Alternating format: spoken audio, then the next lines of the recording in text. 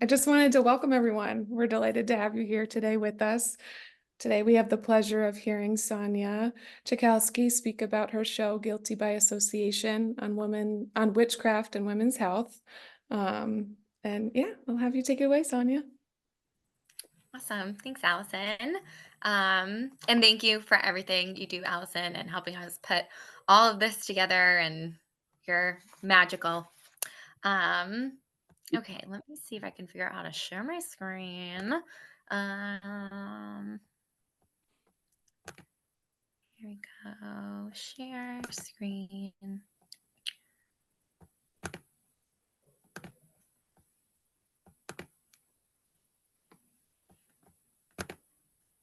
Looks like we had Okay. two more joining, just so you know, Sonja. Okay. Yeah, no problem. All right. So I'm going to start my talk. Really, what I want to use this space for today is talking about more specifically about my inspiration in research for the exhibition. Not specifically about the works itself, but um, the history and research that I have been doing over the past few years behind all of this work. Which I was looking at the history and the trajectory of the intersection of witchcraft and women's medicine. And at the end of the talk, Allison will open up a Q&A. We'll start with her. I think she has a couple of questions, and then we'll open it up to the audience. So, as I said, over the last few years, I have been working on this body of work. I've used my work as a diary to advocate and protest for a woman's right to bodily autonomy. In Guilty by Association on Witchcraft and Women's Health, I use garments, sculptures, and collected artifacts to explore the whispered her story of women's health, the erasure of generational knowledge, and the sacred space made by these shared experiences. The works in this exhibition are explicitly about abortion, birth control, menstrual cycles, mental health, and the overall ignorance of women's symptomatic experiences. This exhibition demonstrates the systemic repression and restriction of access and education to women's healthcare, leading to the current women's healthcare crisis in the United States. This exhibition is heavily inspired by the text Drink Me and Abort Your Baby, the Herbal Abortion Tea by Maya Lewis, Witches, Midwives, and Nurses by Barbara Ehrenreich and Deirdre English, Caliban and the Witch, Women, the Body, and Primitive Accumulation by Sylvia Federici, and Madame Roussel, America's Most Hated Abortionist by Jennifer Wright. I began this body of work in the summer of 2021 while thinking about the correlations between tradwives on social media, the COVID-19 vaccine, and the Supreme Court's threat to overturn Roe v. Wade. These seemingly unrelated themes intersect at anti-feminist conspiracy theories of the modern-day witch. In A Tale as Old as Time, or more recently, if you've gone to see Wicked, during a period of social uprising, a phenomenon occurs that counteracts progressive culture by using fear to weaponize marginalized groups and instill traditional Christian values. In 15th century Europe, the fear of heresy inspired the Malleus Maleficarum, also known as the Hammer of Witches, which is this book over here. The text explained the unexplainable taboo of the rise of women's empowerment and sexuality, claiming that women's sexual autonomy and control over their reproductive experiences translated to an intrinsic lust for the devil. In essence, heretics became women and women became witches, inspiring the conspiracy responsible for the murder of hundreds of thousands of women across Europe. In Caliban and the Witch, Sylvia Federici notes that in 16th century Nuremberg, the penalty for maternal infanticide was drowning. In 1580, the severed heads of 3 women convicted of maternal infanticide were nailed to the scaffold for public contemplation. In France, a royal edict of 1556 required women to register every pregnancy and sentence to death those whose infants died before baptism after a concealed delivery, whether or not proven guilty of any wrongdoing.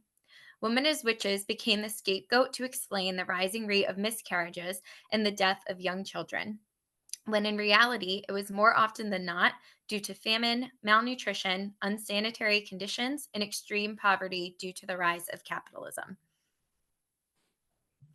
The fear of witches causing infanticide continued to grow and eventually erased women from the medical practice of this era. Suspicion that women were helping other women practice witchcraft to kill children moved midwives out of the delivery room and male practitioners in. The culture of the delivery room shifted from a community of women supporting a mother to a room of surveillance that emphasized the life of the fetus and the punishment of the mother. This cultural shift is also responsible for scrutinizing female friendships. With the fear of women gathering to conspire witchcraft and abortion, female friendships became frowned upon. In some societies, it was even illegal for a woman to talk to another without the accompaniment of her husband. And I'd like to remind you all that The Handmaid's Tale is based on true events, both past and present. The contemporary practice of obstetrics and gynecology was developed in the US in the mid 19th century by Betsy Lusa and Anorka, three women enslaved and exploited and used as experiments to study female anatomy. Based on the racist ideology that people of color could not feel pain, and if they did, it was reasoned with the Christian ideology that a woman's suffering is deserved due to Eve's original sin. These inhumane medical experiments were practiced on their bodies without consent or anesthetic. The goal of these medical experiments was not to get these women well.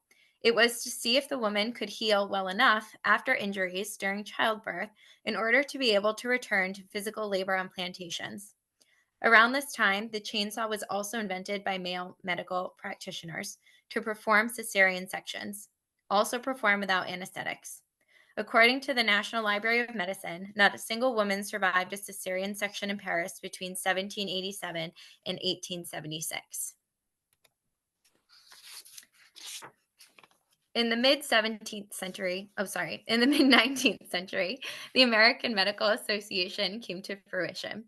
The association created propaganda campaigns to antagonize midwives, nurses, and abortionists to attack their competing medical accreditation. Women healthcare workers were deemed as witches for their mystical medical ways and their wickedness against the patriarchy. And this is Madame Ristel right here, who was an abortionist in New York City. In time, the American Medical Association made it illegal for any person to practice healthcare without a proper education from an accredited institution, omitting most women and all persons of color from obtaining the right to practice in the medical field. This made access to healthcare education nearly impossible and implemented a financial burden for the working and middle classes to receive any medical attention at all. By 1910, a national abortion ban came into effect, and 95% of medical practitioners were white males. The legacy of the witch and the hysteria of the witch hunt continue in the 21st century. It is reflected in the cultural stigma of tinctures, teas, and old wives' tales as an act of far left New Age radicals not worthy or maybe not profitable enough to be further studied.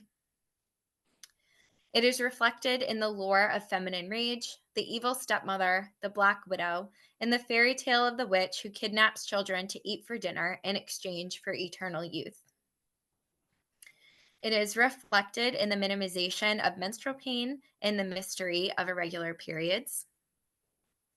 It is reflected in Congress with government officials comparing a woman's birthing experience to that of livestock as evidence to defend their reasoning for lack of access to women's health care. It is reflected in the ongoing report, Rest in Power, a running list of the preventable deaths caused by abortion bans, published by Roxanne Zoll and Miss Magazine, which continuously records and reflects the data of the U.S. having one of the highest and growing maternal mortality rates in first world countries. It is important to note here that the rise of maternal mortality rates is also greatly impacted by the rise of domestic violence against pregnant women. It is reflected in the new law in Texas, which permits a private right of action for any citizen to bring a civil claim against anyone who aids or abets in the performance or inducement of an abortion. It is reflected in the fear-based political presidential campaigns that paid millions of prime-time televised commercials demonizing women for seeking access to preventative reproductive health care and abortions. And with more women in political power than ever, more women in higher education than ever, and more women in the workforce than ever, I wonder how it's possible that this internalized sexism of the age-old narrative of the witch continues to exist. In the height of the pandemic, I saw a pink, aesthetically pleasing social media post exclaiming that bodily autonomy and the right to choose applies to both abortions and vaccines. At first, I was intrigued. I thought the graphic opened up critical dialogue about political medicine. However, this shareable graphic was actually a disguise for conservative online influencers, now coined as pastel QAnon, to discredit bodily autonomy and spread disinformation about vaccines. Pastel QAnon and its current affiliates use the aesthetic of femininity to flood algorithms with dangerous conspiratorial messages to hashtag save the children. This conspiracy theories range from pedophilia to transphobia to abortion is murder by using simple graphic design techniques and romanticizing nostalgia of the nuclear straight white Christian family. Influencers create digestible content of misinformation easily accepted as truth to susceptible and unsuspecting viewers. With a simple click, the content spreads like wildfire. Accessible to anyone with the audacity to Google their medical symptoms, Pinterest DIY gardening ideas, or watch sourdough baking TikToks. And I can pause for a minute so that you can take in these images and text here.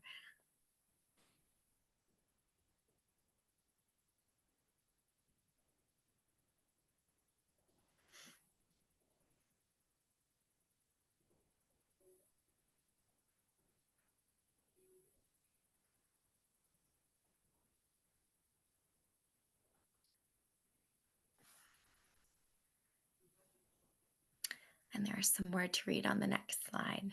So I'll head there. Um, in women's healthcare, this has led to disinformation about sexuality, reproduction, childbirth, and gender roles.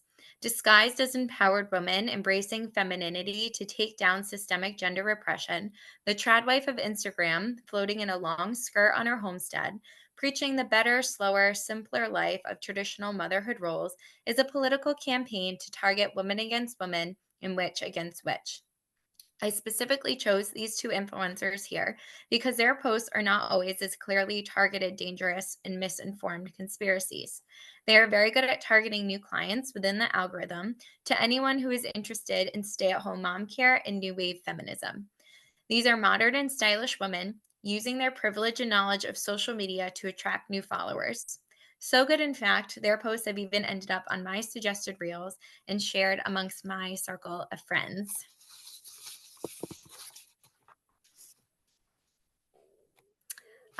It's important to know that anyone and everyone online is susceptible to this information on social media. Social media has become a strong political tool to blur the line of fact versus fiction.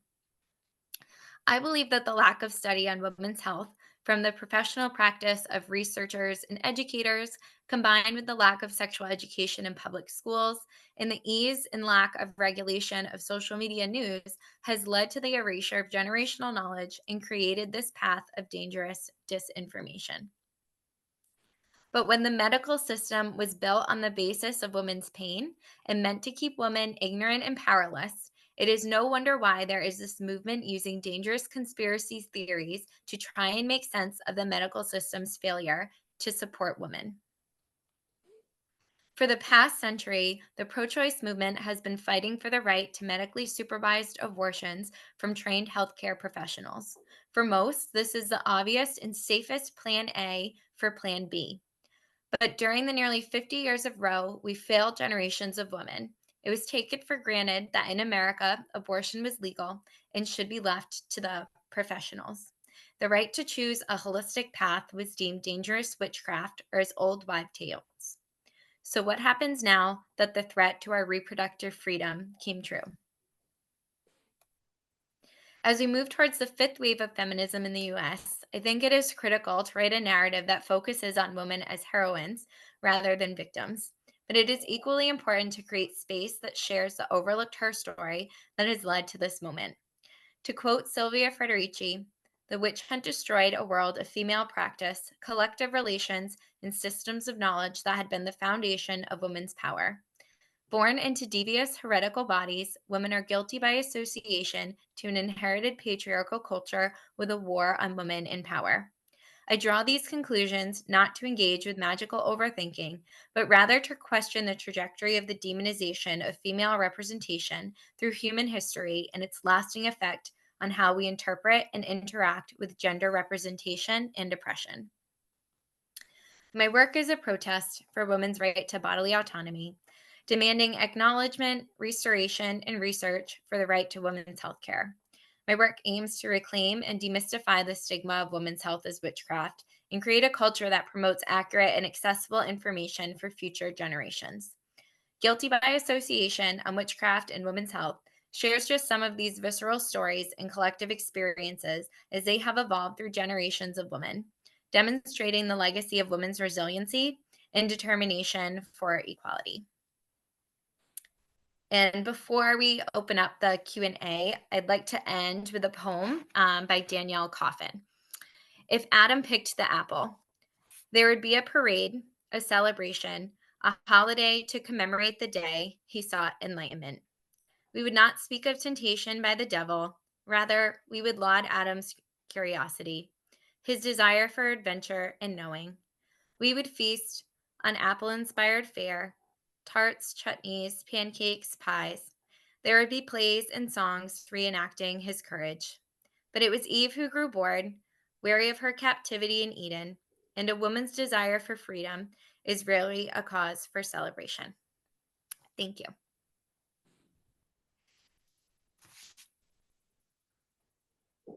Yeah, that's it. Wow, Sonia, thank you. That Thanks, was really powerful and insightful. And I was not aware of the social media stuff going on. It almost feels like an online witch hunt. Wow. Um, It's but super scary. I mean, yeah, people will send you things and you have to like take a second and like, I mean, we're artists. We look at things all the time. Our visual literacy skills are really, really high. Most people's are not. Most people don't go to, have the experience that we have to be able to decode these things. So it's definitely scary. yeah. Well, thank you for sharing it. We did have a couple questions, and I'd love to start with the first one if you're ready. Yeah, of course. Okay, so I was curious. A lot of your work uses paper and fabric, and I was wondering which one you started with first, fabric or paper, and did one lead to the other? Mhm. Yeah, my grandmother is a fiber artist, so she doesn't always identify as that. She is an amazing quilter. And she can crochet and knit anything. She's amazing. And she taught me how to sew, and I started making clothes when I was really young. And I felt that my work was really separated. Like I had like my fine art life and then my like craft life, um, which is this whole other big conversation. So when I was in grad school, I started exploring that a little bit more and how I could bridge these two things together. And then I started using her recycled materials as well as I was learning more about how to create a sustainable practice. So I would use all of her scraps for things. I still use all her scraps for things. Actually, I was just at her house picking up yarn last week. So I started with the fabric and I was working with the body and making clothes because like my background was in making clothes, and I was trying to figure out how I could, or I was thinking, I guess, a lot about what is on the body and what is off the body, and how we dress our body to hide certain things and to, or to cover, expose certain parts of ourselves or express or emphasize certain parts of our body, but we also use it to hide parts that we don't want to see. And as I was doing that and talking more about clothes in the body, it became really clear that I was interested in skin and I needed to make skin somehow in these like sculptural garments with the fabric. So that's when I started to get into paper making, and I worked with this amazing local artist, May Babcock, and she taught me how to make paper before the pandemic, and we explored all different things. So the paper that you're seeing in most of these works is flax paper, which has a really high shrinkage rate. So you can make it really like thin and wispy, almost look like when a snake like sheds its skin, or you could make it really thick and crunchy, and it will like if you lay it out really thick, it will like shrink up really, really high or like a lot. So you could lay out a paper like this big and then it will shrink into this big and it like warps and becomes this really organic form in itself. Um, and that just looks like skin as well and scabs and all that good stuff. That's awesome. I did not know that about your grandmother, so that's really cool too. Mhm, That like mhm, intergenerational connection. Um, I had another question, and I was wondering if you could go on your presentation to the picture of mhm. innards. Yeah, let me go back.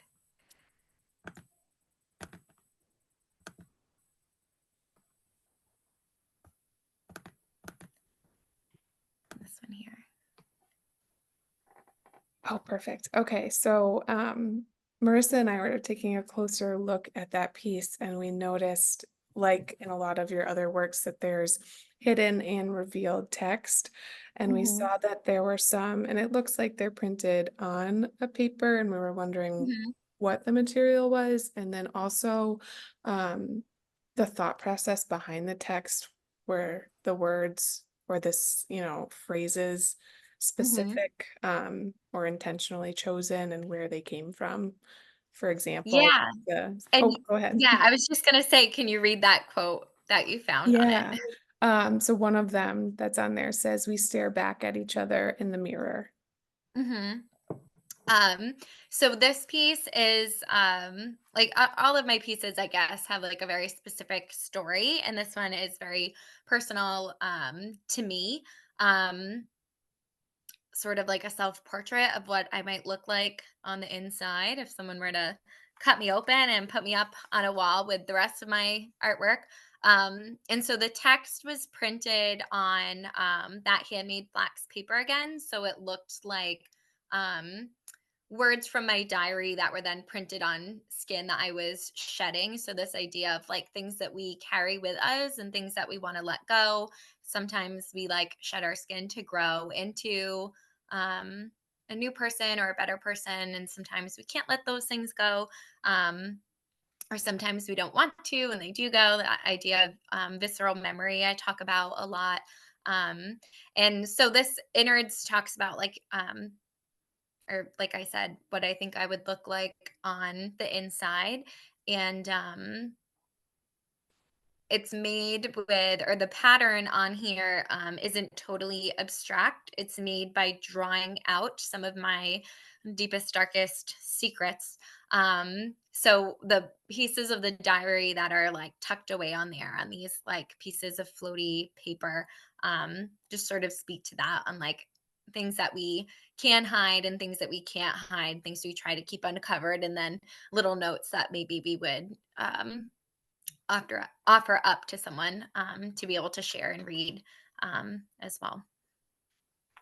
That was a long answer to That's a a great short answer, though. That's like, I did not think about that concept of like, the one. title's innards, but that, inside look at, yourself. And Mhm. that's really, really, really interesting. Um, well, I think for now, I'll open it up to everyone else.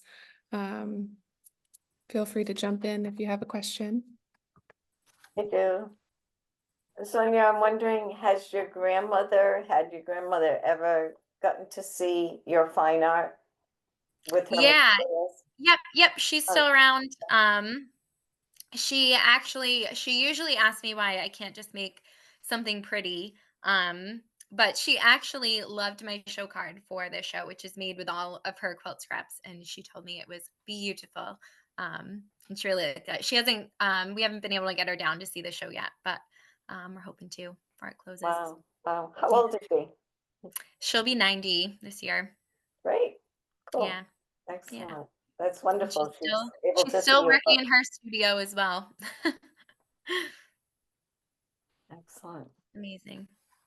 I have one other question too, was you're talking and with your visuals, would you consider writing or having someone help you write an autobiography with illustrations of all your work? And, Wow.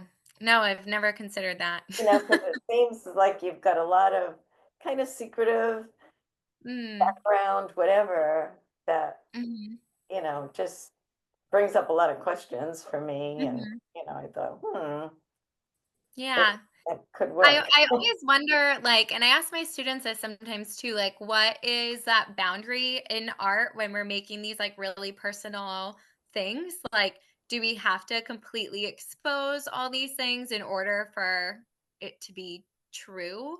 Or can we just make our work and have other people respond to it? Like, how much do we have to totally say?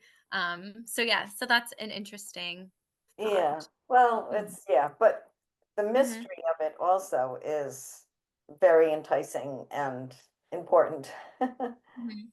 also. So but let me know if you decide to write an autobiography. Okay. Thanks. There any other questions? Sonia, can you talk a little bit about the tea set? Yeah, the tea set. When I pull up my screen, I don't know, I'm on my like old Chromebook because I can't find the charger for my MacBook. And it's not letting me pull. I can't like see you guys when I pull up my screen, but um I'll try and share it again. So the tea set, I mean, where is she? Um, here. So the tea set I made a few years ago. Oh, it says on there in 2022. And it's made out of recycled fabric and handmade paper again. And it's also made out of Amazon boxes. So all of the components of the tea set are made out of the Amazon boxes that I then constructed. I covered them in toilet paper clay. If you've ever made that before, you just take some toilet paper and joint compound, and it makes this like really great sort of paper mache material. And then it's covered with the fabrics and paper and all that good stuff. So there are 13 teacups, each with a different herb. To induce an abortion from the book Herbal Abortion, A Woman's DIY Guide. And that is what this artist book is here. It's an artist book rendition of that copy. And I have an actual copy of the book in the gallery as well if you come down to see the show. So there's 13 teacups, each with an herbal abortion or sorry, with an herb to induce an abortion. They're named, they each have a little tea bag and they each have a little spoon. I like to think of the spoon as like a wand. So you have the option to choose the herb that you want to use, choose to put the herb in the cup or not. And then you have your wand to make the magic. And I don't have a close up of the rest of the tea set here, but there is a milk carafe, a sugar jar, and then the tea kettle, and then there's a little tea container here. There's a pearl inside the tea container, which I like to either think of as a Plan B pill or a little embryo. And there's a spoon in there as well. So you can use the sugar to sweeten it up with either choice that you take to sweeten up the embryo or to sweeten up the herbal tea. There's milk. So the sugar is supposed to be like the maiden. The milk carafe is supposed to be the mother, so you can use the milk to nurture the embryo or to make your tea a little bit richer. And then the crone is symbolized by the tea kettle, who you can use her water in any option that you choose as well. So it talks about a lot of the different experiences of womanhood, the different stages of your life. And then this one, I think the biggest one for me here is the idea of choice, that there are all these different choices that a woman should be able to make and should have the information to be able to make the most appropriate decision for her in her life. Yeah. Oh, and then so there's 13 cups because there are well, the number 13 is pretty witchy, but there's also 13 states that completely ban abortion in the US. So there's symbolism in that as well.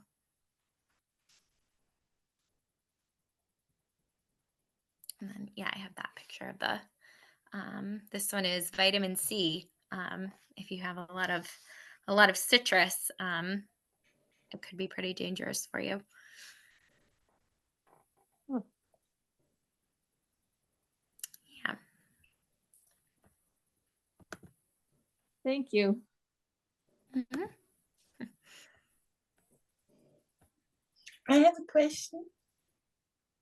Yeah. Hi, Uli. Hi, Hi, Sonia. The subject matter is really dark, right? And at the same time, your work is always carries beauty and is aesthetically intriguing and appealing in many ways. So what role does beauty play for you in your art? I think for me, they're like these are really dark stories. They're not easy to talk about. And I think for me, it's trying to find the beauty within that these things can be beautiful, that the complexity of these experiences can be beautiful, that talking about these experiences, even if they're ugly and scary and dark, the the space that we can make with them can be beautiful. Mm. Thank you. Thank you. I had Okay. one more. Yeah, go ahead, Oh, Alice. Karen, do you want to go? I saw you raised your hand. There we Oh, go. I think you're muted, Karen. Oh, there. So I don't have a question because I have many, and I could talk with you and listen to you talk about this work forever and ever. I think I just wanted to be able to say out loud, I feel like the other women have expressed, I feel it's an incredibly powerful, important, meaningful, gorgeous, compelling exhibition and body of work. And the way you are bringing your works in the visual lexicon, material language, and symbolic language into an understandable and accessible political connection to something so present in our moment and at stake and needing consideration, dialogue, action, education, I just find really skillful and masterful and mature.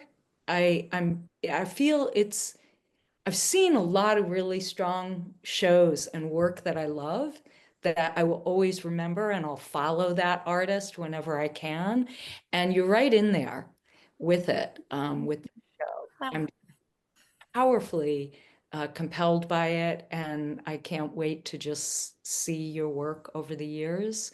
And I'm so glad it's not a long distance for me to get to City.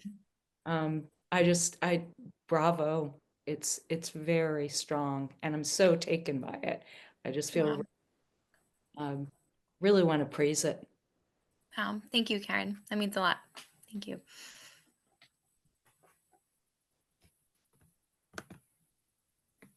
I had one more Alice, question. final question. Yeah. Oh, thanks, Sonia.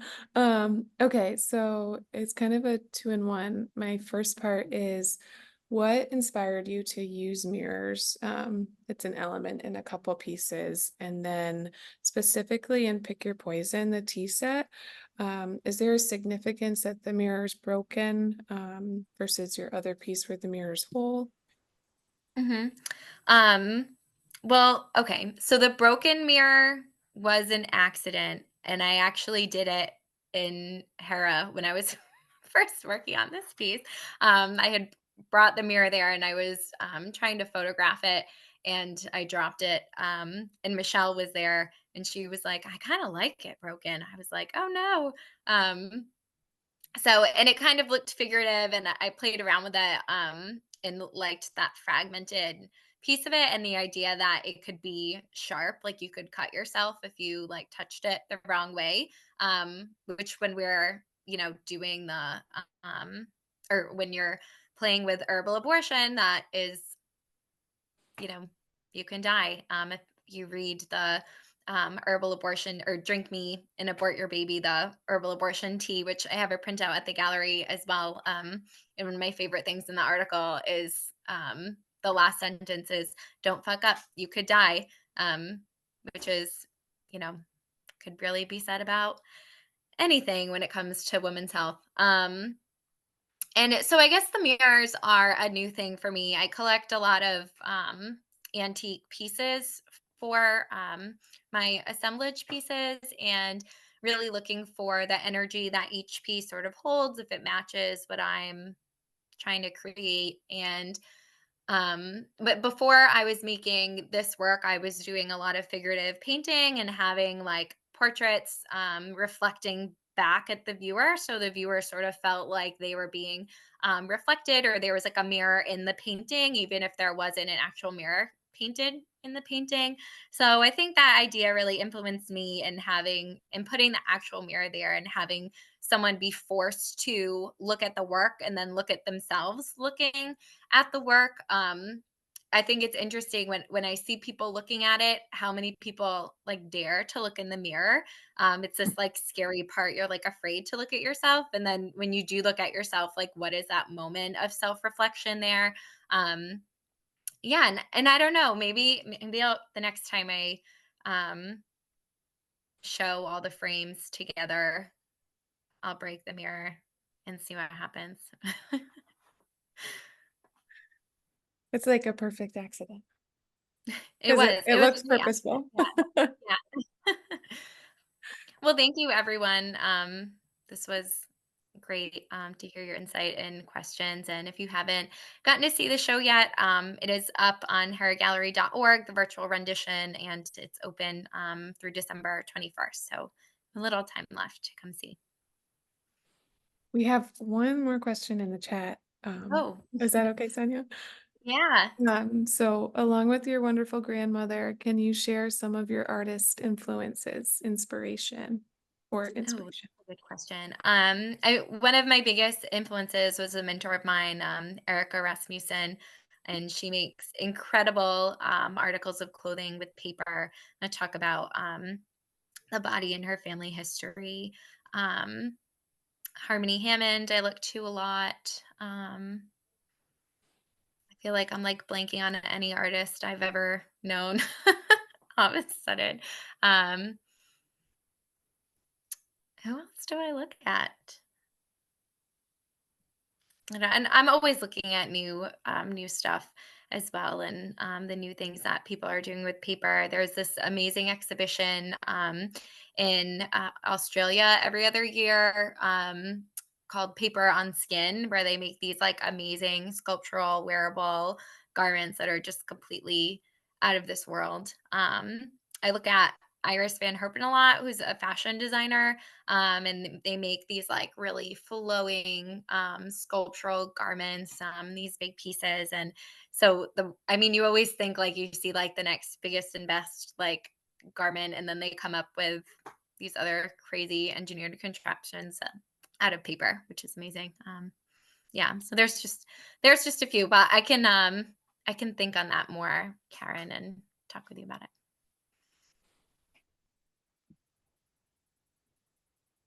Awesome. Thank you, Sonia. Yeah. Thank you, Allison. Thank you, everyone. This was great. Thank you. Yeah. Yeah. Round of applause. That was a great. Thank Oh, and then I you. guess we should say that, Sarah Swift, who is showing, at Hera right now as well with her show Oh Mother, for the Love of the Land. Sarah and I will be doing a materials demonstration, at our closing reception on December 21st. So I'll be making showing how I make, the flowers that are in the vase, the pretty thing that lives in your house. And Sarah, I believe, is doing a weaving demonstration. So if you want more, you can check us out there. Great. Thank you. Thank you. Thanks, everyone. Thank you, Take care. Sonja. Thanks. Bye.